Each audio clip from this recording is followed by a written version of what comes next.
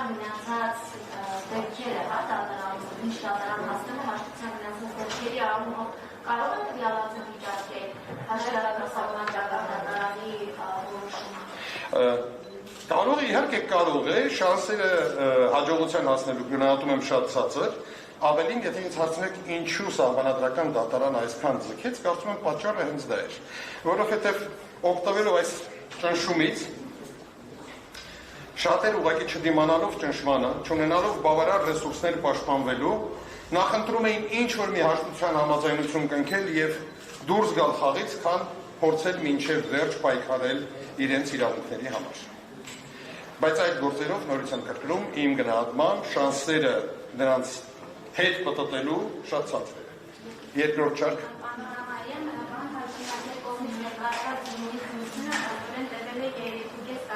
Արդյոք կարող ենք այդ ժամանակները գնահատել որպես ողջամիտ եւ երկրորդ հարցը ձեր կարծիքով ինչու եվրոպական կառույցները նախընտրում էին չնկատել, հա, ապօրինի գույքի բնագազման մասին օրենքի կիրառման ակնթարթ,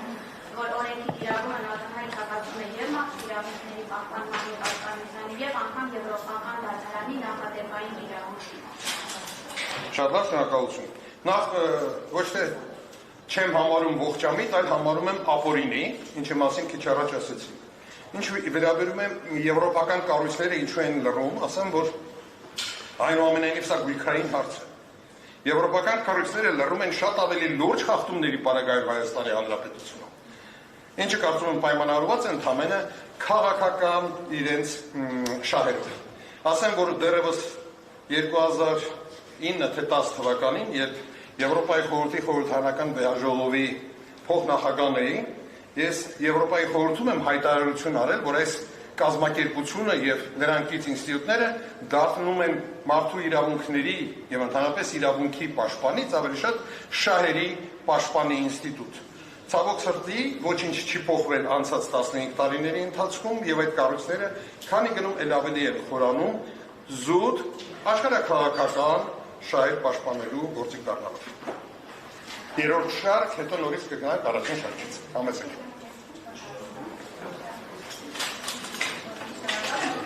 Ես գիտեմ քաղաքական ապարատի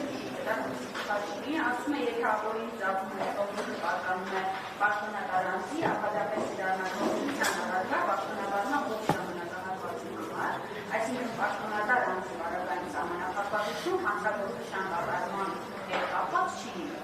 Դուք բավական հետաքրքիր դիտարկումներ արեք զբաղվածության, արդյոք մենք փորձ չենք ունենալու ողջամիտ պայմաններ, փորձ չենք ունենալու գործերի կարգավորում։ Նախ ասեմ, որ սահմանադրական դատարանի որոշումը շատ հստակ է։ Ասում է, կան երկու դեպքեր, մի կետը վերաբերում է այն դեպքին, եթե ուսումնասիրությունը սկսվել է, որովհետև անձը կատարել է ենթադրյալ հանցագործություն, եւ լրիվ այլ դեպք է, երբ անձը պաշտոնատար անձ է եւ կային օպերատիվ տվյալներ։ Մի դեպքում ասում է, պետք է ապացուցես կապը հանցավորության հետ, մյուս դեպքում պետք է ապացուցես, որ այդ անձը ձեռք է բերել գույքը պաշտոնավարումից։ Արտարադատության նախարարի մեկնաբանությունը, երեկվա ես լսել եմ այդ մեկնաբանությունը, այն հետաքրքիր էր հետևյալ տեսանկյունից, նախ ինձ համար ամբողջովին կանխատեսելի։ Ինչ փորձեց ասել արտարադատության նախարարը, նա փորձեց ասել, որ կապ չունի, առաջին կետով ես հարուցել, թե երկրորդ կետով մենք ամեն ինչը կխառնենք եւ որոշում կկայացնենք։ Նորից եմ ասում, ինձ համար շատ կանխատեսելի էր, որովհետեւ Տիկին Գալյանը նախկինում ղեկավարել է դատախազության համապատասխան ստորաբաժանումը եւ իր մեկնաբանությունների, իր կառույցի, իր ղեկավարած կառույցի մեկնաբանությունները հենց այն էր, ինչի մասին քիչ առաջ խոսում էի, որ 3.5 տարի է մարդկանց ճնշման են ենթարկում մի պատճառով, որտեղ չեն ուզում կարդալ կամ չեն ուզում ճանաչել ակնհայտ ճշմարտություններ, որոնք ամրագրված են եղել մարդու իրավունքների եվրոպական դատարանի կողմից, հիմա արդեն ամրագրված են սահմանադրական դատարանի կողմից։ Կարծում եմ նույն ոճը շարունակելու են, փորձելու են չկարդալ, չընկալել, մի օր իհարկե դա պայթելու է, բայց ցավոք սրտի նրանց դա չի հետաքրքրում։ Շատ կանխատեսելի է իր մեկնաբանությունը, բայց այն շատ մանիպուլատիվ էր եւ կարելի է ցանկացած երրորդ իրավաբանի դիմել եւ ստանալ կարծիք։ Առաջին չորրորդ շարքը չունի, առաջին շարքը։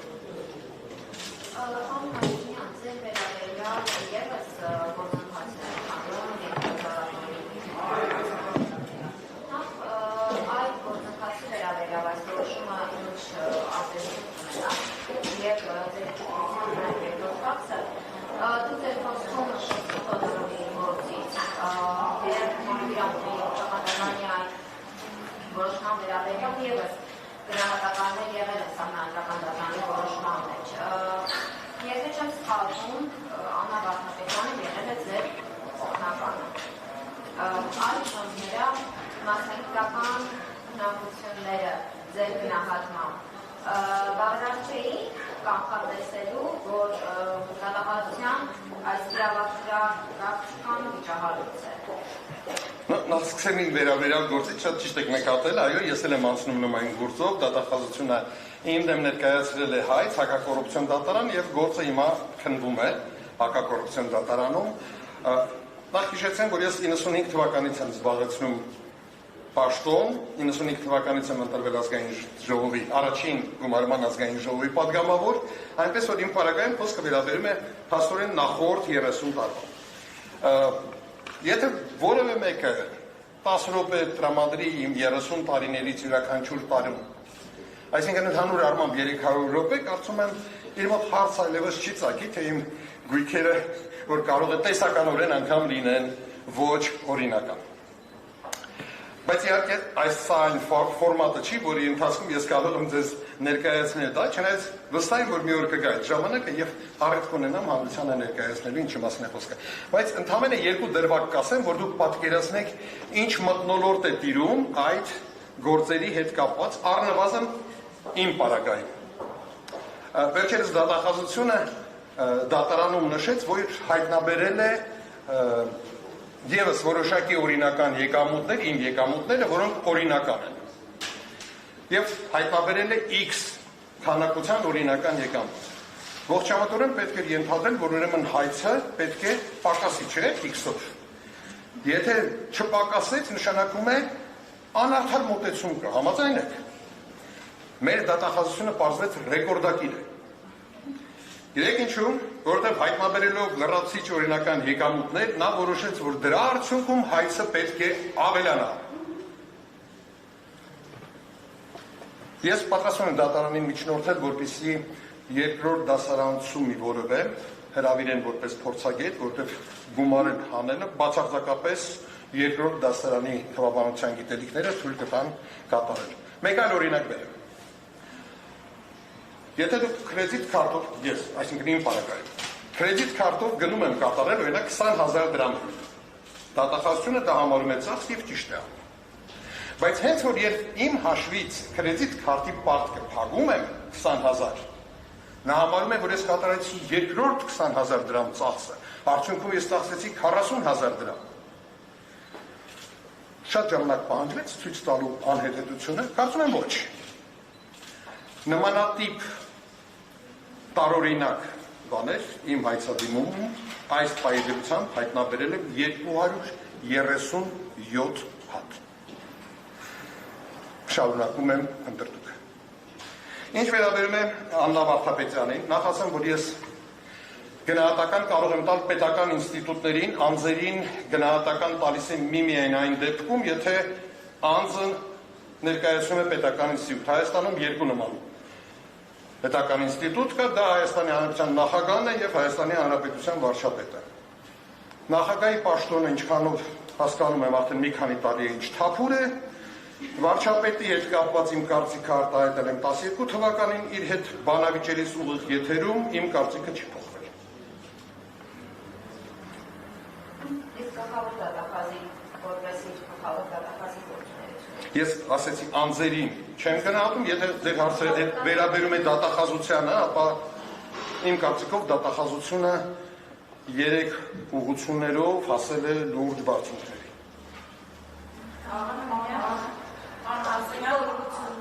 Ինչ ուղղություններով։ Ընդդիմադիրների դեմ գործեր սարքել առաջին ուղղությունը, երկրորդը իշխանության ներկայացուցիչների հանցավոր արարքները չնկատելու եւ երրորդը սեփական պատասխանատվությունից խուսափելու։ Համեցեք, երկրորդ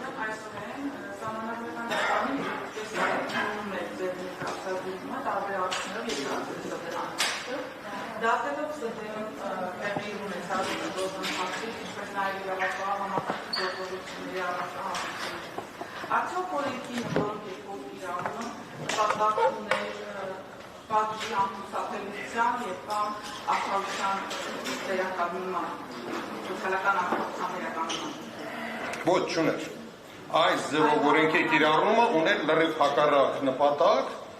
Մի կողմից այն կարելի է տեսնել նույն շարքում, հա, որ քաղաքի կենտրոնում ապրող ենթադրենք ճարտարապետ տատիկը իրավունք չուներ քաղաքի կենտրոնում ապրելու, պետք է վաճառի գնա